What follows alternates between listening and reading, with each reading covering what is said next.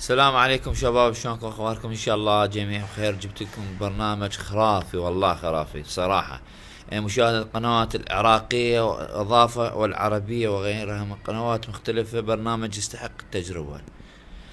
هذا البرنامج ما راح اطب عليه، راح يطلع لك بهاي الطريقة من تنتظره. تضغط على هذا اول اختيار، هو راح يطلع لك بهاي الاختيار. شوف هاي اقسام: قسم فارسي، ياباني، مدري صيني، المهم. وهذا كردي، يعني تركي العفو، وهذا كردي، وهاي ما اعرف شنو يعني. المهم احنا الغاية القنوات العربية والعراقية بالخصوص. يعني هسه احنا اول ما طبينا على هاي طلعت لها هاي كلها اقسام. نيجي هاي نختار يا قناة الفنون، الديار، وياها الشرقية والعراقية. هاي الشرقية مؤكدة. يعني صراحة برنامج خرافي. هاي العراقية، وهاي العراقية الأولى. هاي قناة الأنوار. طريقة التشغيل: تضغط عليها هنا بالنص.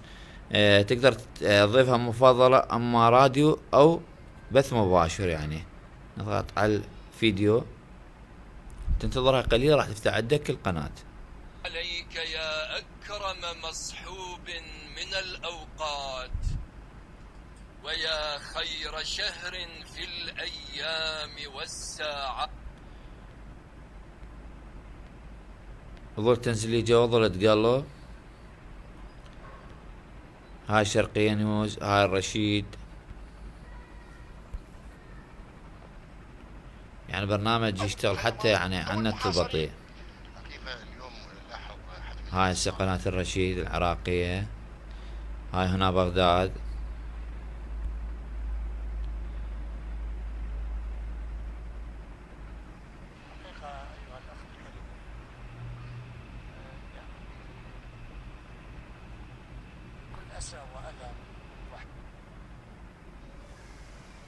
تجي منها هاي شوفها كلها اقسام.